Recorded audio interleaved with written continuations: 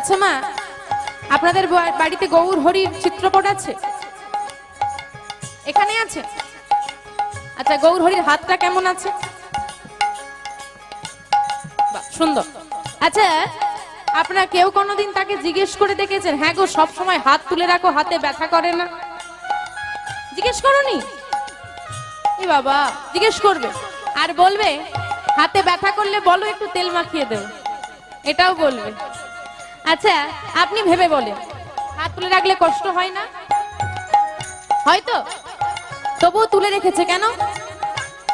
আপনাদের জন্য, যাতে জগৎবাসীর কল্যাণ করা যায়। তিনি সর্বস্ব ত্যাগ করে সন্ন্যাসী সেজে হাত দুটো তুলে দিয়েছে।